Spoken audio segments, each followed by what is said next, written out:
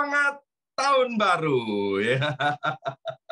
Semangat tahun baru 2023 ya, Bapak Ibu yang ada di ruangan Zoom maupun di YouTube channel, Bapak Ibu yang menampakkan wajahnya maupun yang offline. Semuanya anak-anak Tuhan yang luar biasa. Ya, sebelum mendengarkan firman Tuhan, saya mau berterima kasih terlebih dahulu kepada semua tim pelayanan dari Gereja BMC New York yang amat sangat luar biasa, sehingga selama ini ibadah kita secara virtual, online, maupun on-site bisa berjalan dengan baik. Juga Bapak Ibu yang setia hadir dalam ibadah virtual maupun secara on-site ya. Tanpa dukungan, tanpa kehadiran Bapak Ibu sekalian, tanpa jerih lelah dan pelayanan daripada Bapak Ibu sekalian, maka gereja BMC ini nggak ada apa-apanya ya. Tentu segala pujian, hormat, dan syukur seperti Roma 11 ayat 36 dikatakan semuanya dari Tuhan, oleh Tuhan, dan untuk Tuhan.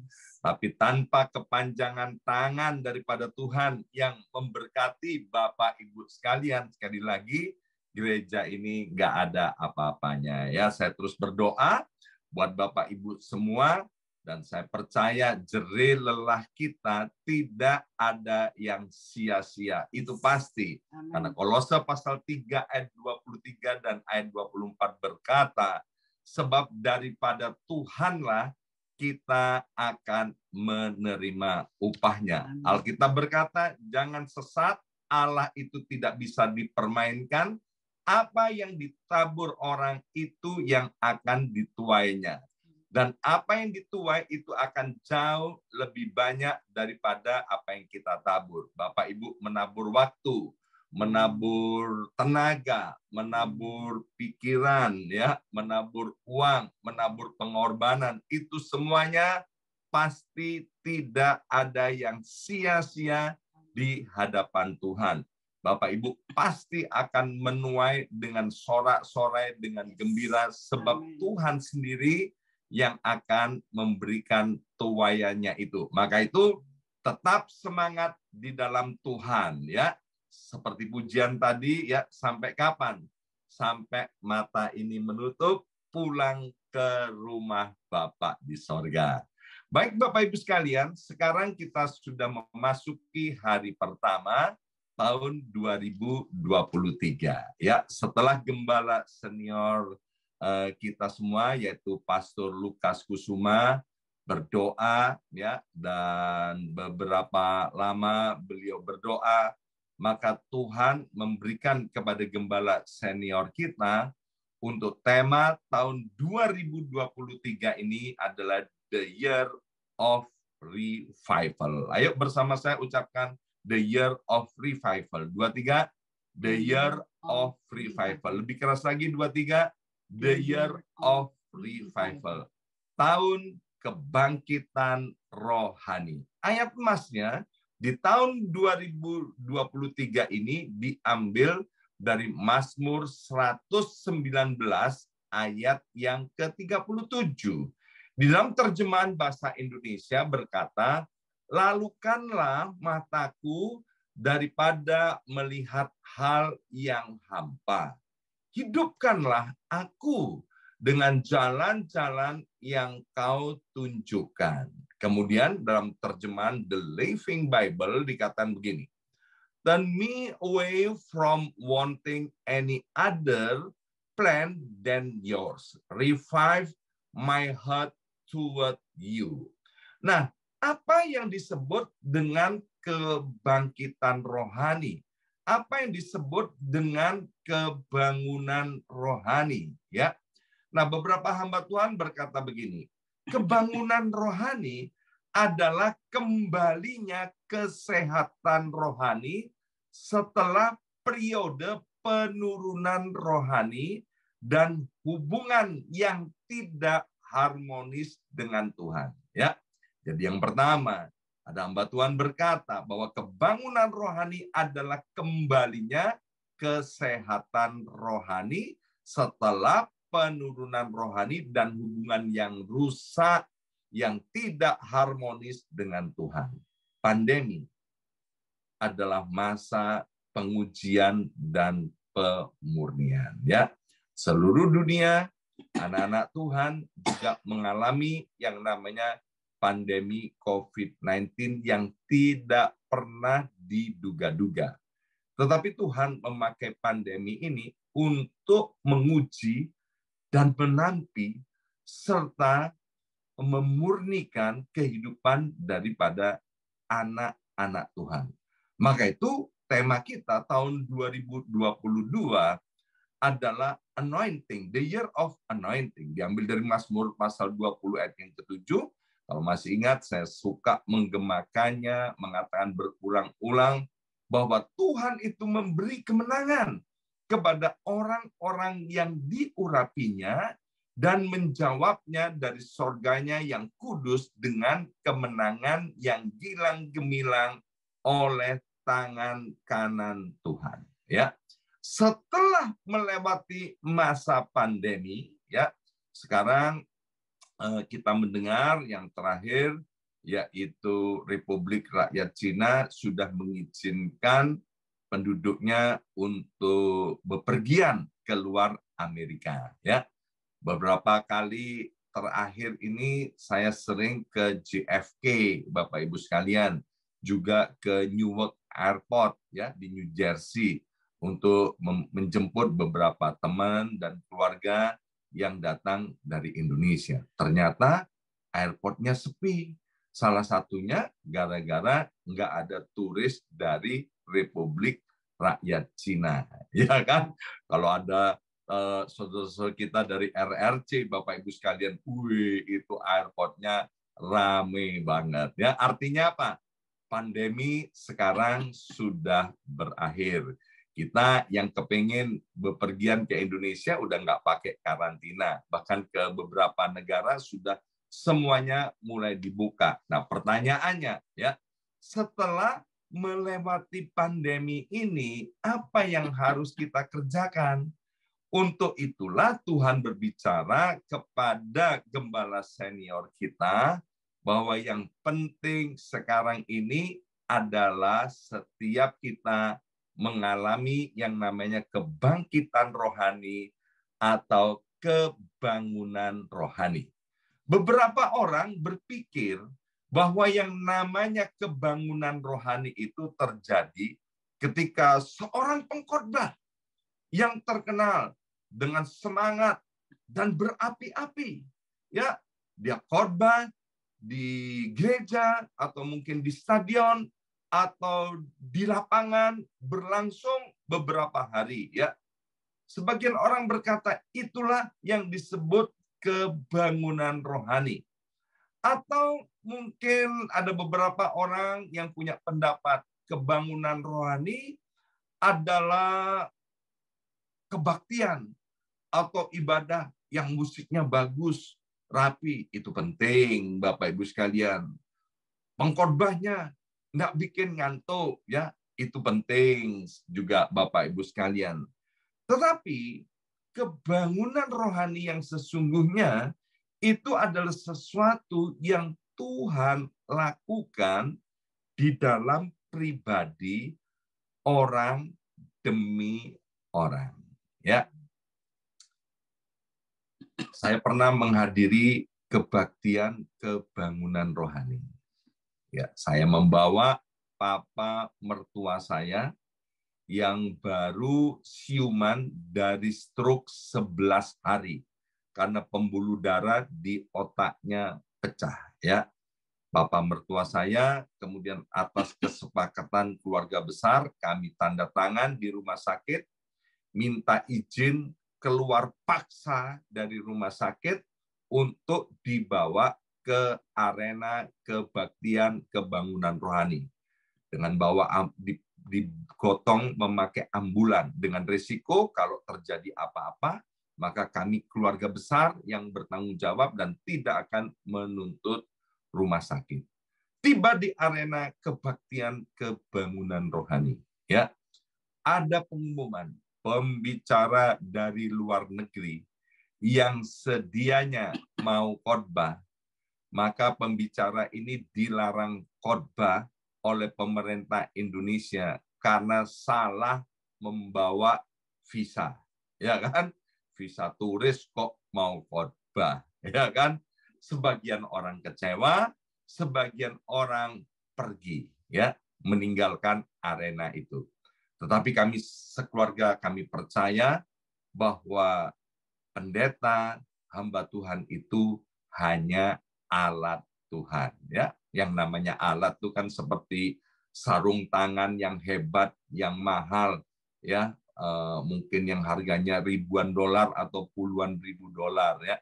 Kalau sarung tangan itu nggak ada yang pakai, ya, maka sarung tangan itu tinggal sarung tangan dan nggak ada artinya selain buat pajangan. Kami sekeluarga memutuskan untuk kami tetap ada di ruangan itu. Dan yang luar biasa, ketika puji-pujian dinaikkan, Bapak Ibu sekalian ya, belum khotbah, maka papa mertua saya yang biasanya duduk di tempat tidur di rumah sakit cuman bisa 5 menit, setelah itu tergeletak lagi karena tubuhnya sangat lemah.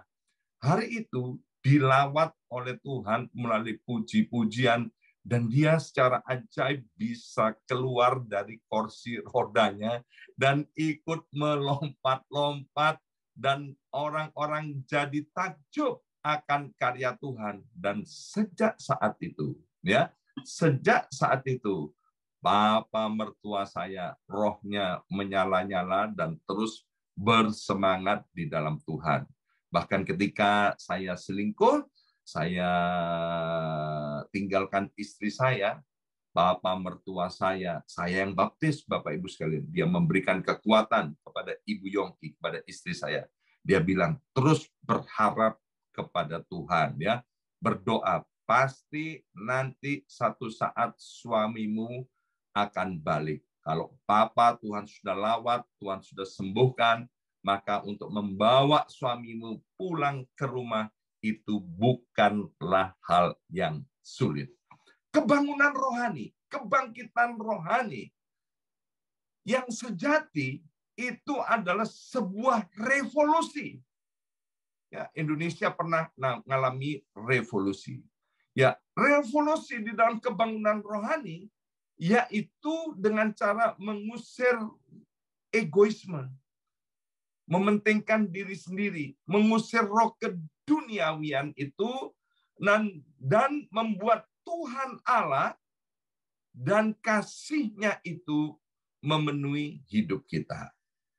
Tadi Irin luar biasa, dia bilang begini, ya kan, bukti cinta kepada Tuhan yaitu taat beribadah. Oh, keren banget ya, siapa yang ngajarin Irin, ya. Nanti saya tanya gurunya siapa, ya. Tapi itulah yang namanya kebangunan rohani, Bapak Ibu sekalian, ya. Cinta kepada Tuhan kembali, Bapak Ibu sekalian. Kebangunan rohani memang adalah sebuah ketaatan yang baru kepada Tuhan, ya. Bapak Ibu sekalian, kalau ada kebakaran, ya, maka nggak perlu pakai pengumuman, ya. Orang-orang otomatis akan datang berkerumunan, ya. Misalnya tetangga kita mengalami kebakaran, ya, nggak usah halo-halo, Bapak Ibu sekalian, itu tetangga pada ribut, orang-orang yang lewat pada ribut, berhenti, saudara. Semua mau lihat kebakaran. Jadi kebakaran itu nggak usah pakai pengumuman, itu akan menarik banyak orang untuk datang berkerumun. Demikian juga Bapak Ibu sekalian. Kalau roh kita menyala-nyala di dalam Tuhan, kita itu nggak perlu pengumuman, Bapak Ibu sekalian. Maka orang-orang akan mengetahui bahwa kita sedang mengalami yang namanya kebangkitan rohani, kebangunan rohani. Maka akan banyak orang-orang juga berbondong-bondong seperti yang ditulis di dalam kitab Perjanjian Lama. Ada 10 orang yang memegang punca jubah kita dan berkata, aku mau ikut engkau. Ya, itulah yang disebut dengan kebangunan rohani. Maka itu Kisah Rasul 16 ayat 31 berkata, percayalah kepada Tuhan Yesus Kristus, maka engkau dan seluruh isi rumahmu akan diselamatkan. Bukan maka engkau dan seluruh isi rumahmu mudah-mudahan akan diselamatkan. Tidak. Ya, tapi ayat ini bicara tentang kepastian. Dan itu pasti digenapi Kisah Rasul 16 ayat 31 ketika kita mengalami Tuhan, roh kita bangkit, kita mengalami kebangunan rohani secara pribadi Bapak Ibu sekalian, maka akan menarik kelompok kita, keluarga besar kita datang kepada Tuhan. Maka itu Rasul Paulus berpesan kepada jemaat di Roma, janganlah hendaknya kerajinanmu kendor, tapi biarlah rohmu menyala-nyala di dalam Tuhan dan layanilah Tuhan. Seperti tadi saya katakan, apa yang kita tabur, pasti kita tuai. Ketika kita melayani Tuhan, semuanya diperhitungkan oleh Tuhan. Bapak Ibu sekalian yang dikasih oleh Tuhan, waktu Natal kemarin, dari gereja membagikan hadiah, ya, berupa lilin, ya. Setelah bagi-bagi hadiah Bapak Ibu sekalian, maka saya lupa tanggalnya, itu karena ada badai Elliot yang ada di New York, ya. Waktu itu sedang malam hari, di rumah tinggal saya dan istri saya Ibu Yongki, karena Kesia ada di luar rumah. Kemudian mati lampu, ya. Saya pernah dengar dulu di New York pernah mengalami namanya blackout, dan kemudian berkata, oh New York ya cuman sekali itu aja, nggak mungkin ada mati lampu. Jadi di rumah juga nggak ada emergency light, ya, nggak ada emergency light. Dan di dompet saya ini ada voucher dari Home Depot, ya. Kemudian waktu Kesia pulang, saya bilang, ini papa punya voucher ya, nanti tolong belikan itu lampu emergency light. Nah, di tengah-tengah kegelapan, maka teringatlah dengan lilin hadiah Natal itu. Ya kan? Jadi ternyata lilinnya sangat berguna. Terima kasih buat Irin, buat tim yang sudah menyediakan lilin itu. Ya, lilinnya dinyalakan, ya, maka kegelapan itu sirna. Yang kedua, ajaibnya, lilin ini bisa mengeluarkan wangi-wangian. Ya, jadi selain rumahnya jadi terang, rumahnya jadi wangi. Ya, kebangunan rohani tahun 2023. Biarlah kehidupan kita ini bisa menerangi. Ya, mungkin krisis itu benar-benar bisa dialami, terjadi, Bapak Ibu sekalian, ya. Tetapi seperti khotbah daripada Ibu Ruth Julia, ya, karena ada perlindungan Tuhan, sampai kita heran gini, bener tak ada krisis, ya kan? Mengapa?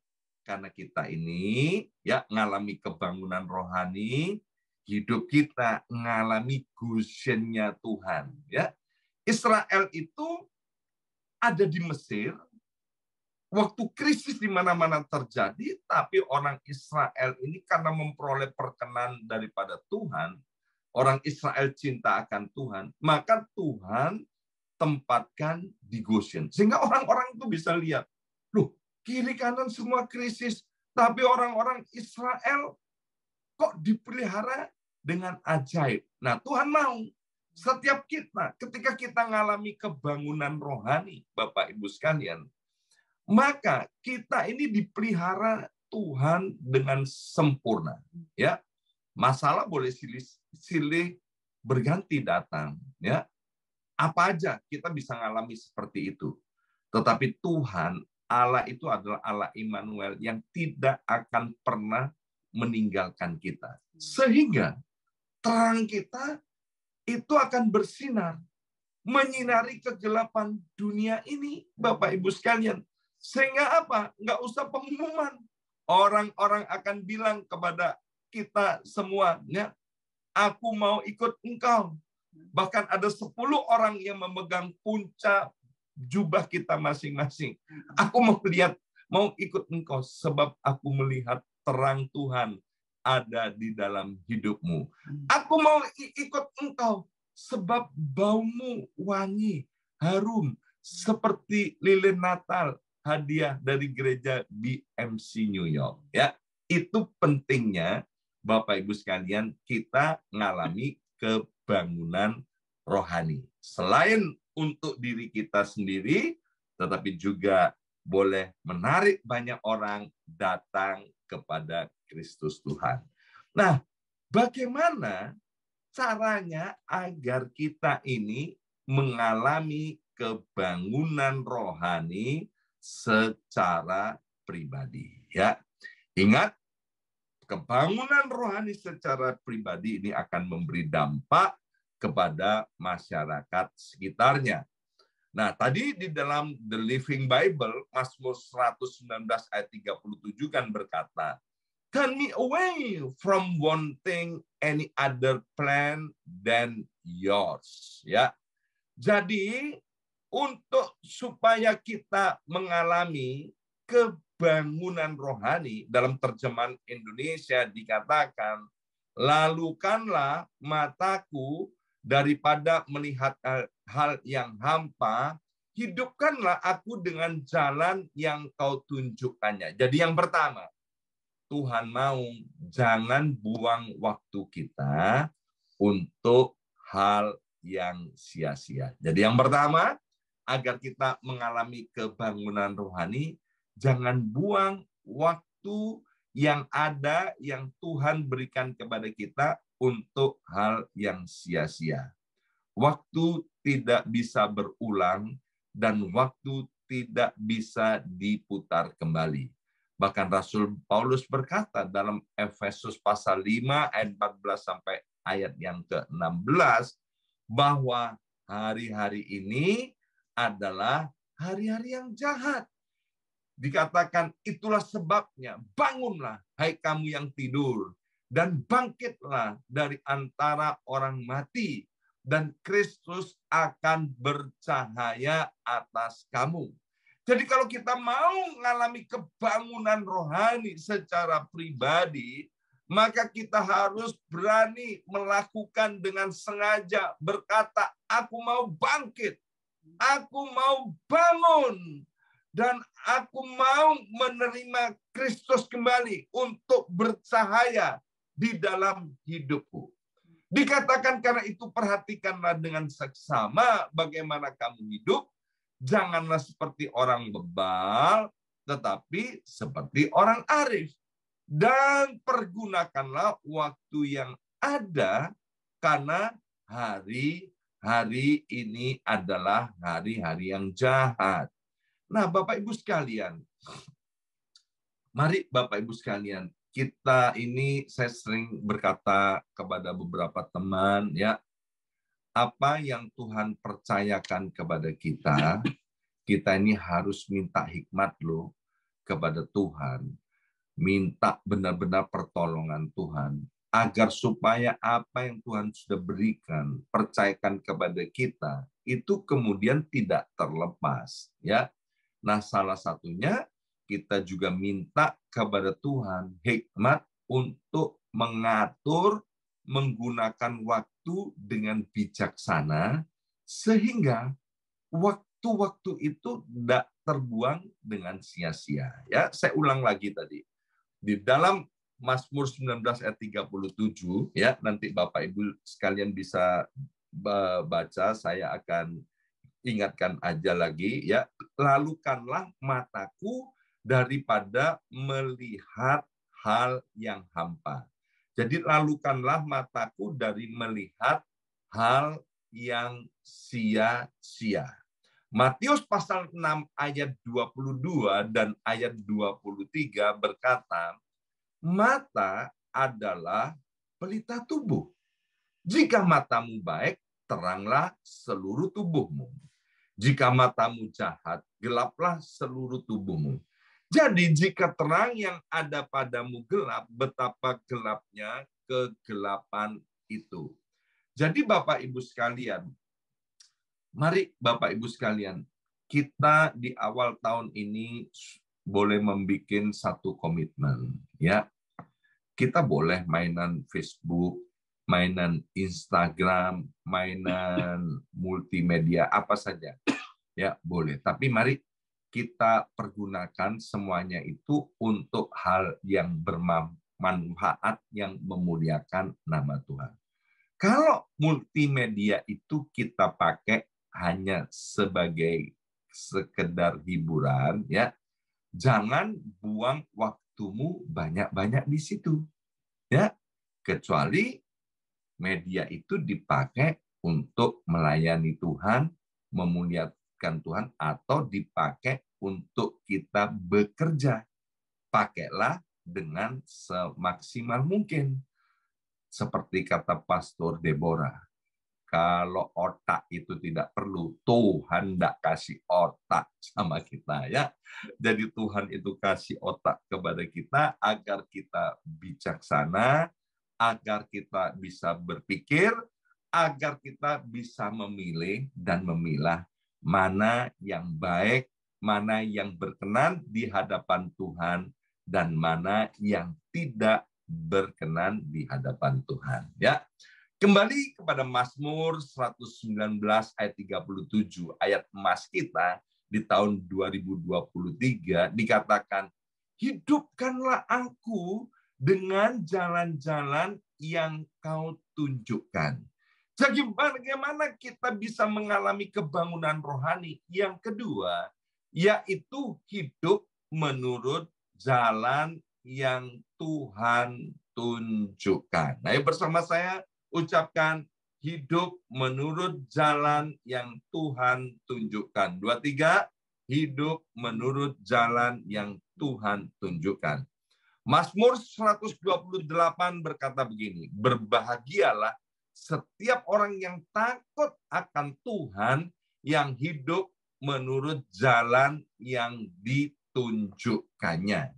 Bapak Ibu sekalian, kalau kita hidup menurut jalan yang ditunjukkan oleh Tuhan, bukan pendetanya yang bahagia, ya, bukan tetangganya yang bahagia, tapi yang pertama-tama mengalami kebahagiaan itu adalah setiap pribadi yang hidup menurut jalan yang ditunjukkan oleh Tuhan. Mazmur 128 ini berbicara tentang berkat atas rumah tangga. Ya, jadi ketika kita hidup menurut jalan yang ditunjukkan oleh Tuhan, maka selain diri kita pribadi, maka keluarga, rumah tangga kita juga akan berbahagia. Ya, jadi salah satunya kebangunan rohani itu adalah agar supaya kita bisa mengalami keindahan dan kebahagiaan di dalam rumah tangga kita. Dan ayat yang terakhir dari Ulangan pasal 8 ayat 6 sampai dengan ayat yang ke-11, ya. Ayo kita baca bersama-sama dari tempat kita masing-masing dengan suara yang keras. 2, 3. Oleh sebab itu haruslah engkau berpegang pada perintah Tuhan Allahmu, dengan hidup menurut jalan yang ditunjukkannya, dengan takut akan Dia. Sebab Tuhan Allahmu membawa engkau masuk ke tahun 2023. Ya, membawa engkau masuk ke dalam negeri yang baik, suatu negeri dengan sungai, mata air, dan danau yang keluar dari lembah-lembah dan gunung-gunung. Ini Bapak Ibu sekalian, ya. Tahun 2023 Tuhan membawa kita masuk ke dalam keadaan yang baik, keadaan yang diberkati oleh Tuhan. Ayat yang ke-8. Ya, tolong ayatnya, ayat yang ke-8 selanjutnya. Ya, suatu negeri dengan gandum dan jelainya, dengan pohon anggur, pohon ara, dan pohon delimanya. Suatu negeri dengan pohon zaitun dan madunya. Suatu negeri di mana engkau akan makan roti dengan tidak usah berhemat. All you can eat, eat all you can. Di mana engkau tidak akan kekurangan apapun. Suatu negeri yang batunya mengandung besi dan dari gunungnya akan kau gali tembaga. Ya, ayat yang ke-10.